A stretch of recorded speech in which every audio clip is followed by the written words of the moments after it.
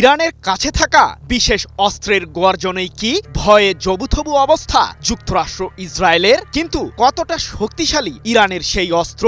যদিও সাম্প্রতিক সময়ে ইসরায়েলের প্রধানমন্ত্রী বেনিয়ামিন নেতানিয়াহু দাবি করেছিলেন যে পারমাণবিক অস্ত্র তৈরিতে ইরান সফল হলে মধ্যপ্রাচ্যে চরম হুমকির মুখে পড়বে ইহুদিবাদীদের অস্তিত্ব, আর পুনরায় যুদ্ধ শুরু হলে যে কঠিন পরিণতির মুখে পড়বে যুক্তরাষ্ট্র ইসরায়েলের যৌথ সামরিক বাহিনী, সেই হুঁশিয়ারি দিয়েছে ইরান। তবে কি এ কারণেই ইরানের বিরুদ্ধে হামলা চালানোর হুমকি দিয়েও সেই সিদ্ধান্ত থেকে বারবার সরে দাঁড়াচ্ছেন মার্কিন প্রেসিডেন্ট ডোনাল্ড ট্রাম্প? প্রশ্ন হলো, ইরানের সামরিক বাহিনী ঠিক কোথায় তাদের সেই বিশেষ অস্ত্রটি মোতায়েন করেছে?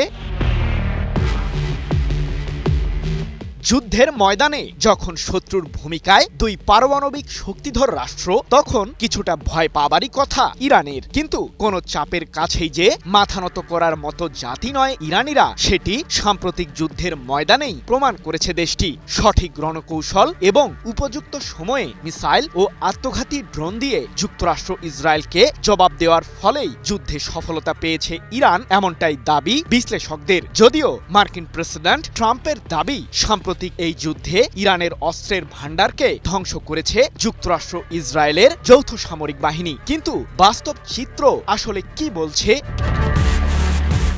নিজেদের আগ্রাসনের মাধ্যমে ইরানের ক্ষেপণাস্ত্র ও পারমাণবিক কার্যক্রম ধ্বংস করার ষড়যন্ত্র করেছিল ইহুদিবাদীরা। কিন্তু কয়েক সপ্তাহের টানা ওই যুদ্ধের পরও নেতানিয়াহুর অভিযোগ, ইরানের কাছে রয়েছে বিপুল পরিমাণে সমৃদ্ধ ইউরেনিয়াম, যা দিয়ে পারমাণবিক অস্ত্র বানাতে পারবে তেহরান। এমনকি ইহুদিবাদী এই শাসকের দাবি, গত 15 মাস যাবৎ ইরানের বিরুদ্ধে যুদ্ধ না করলে দেশটি পারমাণবিক অস্ত্র তৈরিতে সফল হতো, যার মাধ্যমে মধ্যপ্রাচ্যে ইহুদিবাদীদের অস্তিত্বকেই বিলীন করে দিত তেহরান।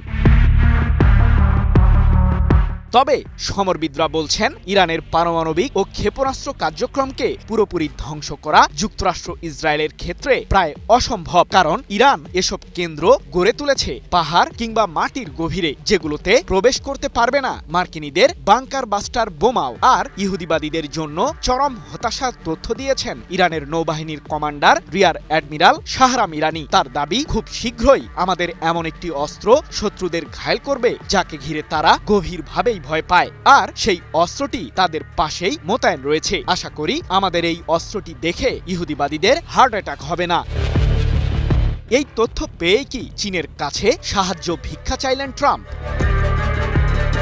হরমুজ প্রণালী এবং পারমাণবিক ও ক্ষেপণাস্ত্র ইস্যুতে ইরান সমঝোতা না করলে দেশটির বিরুদ্ধে আবারও হামলা চালাবে ইহুদিবাদীরা। সম্প্রতি এমন হুমকি বহুবার দিয়েছেন মার্কিন প্রেসিডেন্ট ট্রাম্প, কিন্তু তার এই হুমকিকে যেন তোয়াক্কাই করছে না ইরান। উল্টো পাল্টা হুমকি দিয়ে ইরানের খাতামাল আম্বিয়া কেন্দ্রীয় সদর দপ্তরের commander major general Ali Abdullahi বলেছেন, আমাদের দেশের বিরুদ্ধে ইহুদিবাদীরা পুনরায় আগ্রাসনে জড়ালে তাদেরকে ভয়াবহ ও কঠোর জবাব দেওয়ার জন্য সর্বোচ্চ প্রস্তুতিতে রয়েছে ইরানের সশস্ত্র বাহিনী। সম্প্রতি এক প্রতিবেদনে বিষয়টি নিশ্চিত করেছে ইরান ভিত্তিক সংবাদ মাধ্যম মেহের নিউজ এজেন্সি।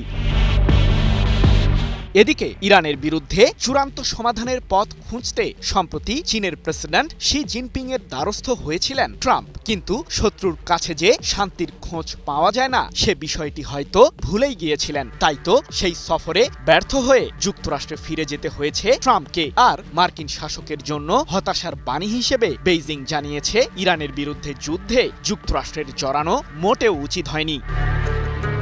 অন্যদিকে ট্রাম্পের চিন্তার মাত্রা আরও বেড়েছে ইরানের সর্বোচ্চ ধর্মীয় নেতার জ্যেষ্ঠ সামরিক উপদেষ্টা মোহসেন রেজাইয়ের হুঁশিয়ারিকে ঘিরে। হরমুজ প্রণালীতে ইরানের বিরুদ্ধে যুক্তরাষ্ট্র পুনরায় উত্তাপ ছড়ানোর পায়তারা করলে তাদেরকে কঠোর হাতেই দমন করবে তেহরান, এমন হুমকি দিয়ে মোহসেন রেজাই বলেছেন, আমাদের নৌ অবরোধ ভাঙার অপচেষ্টা করলে বৃহত্তর আঞ্চলিক সংঘাতের সূত্রপাত হবে, এমনকি জাতিসংঘের সাথে করা পারমাণবিক অস্ত্র বিস্তার রোধ চুক্তি থেকে বেরিয়ে আসবে ইরান।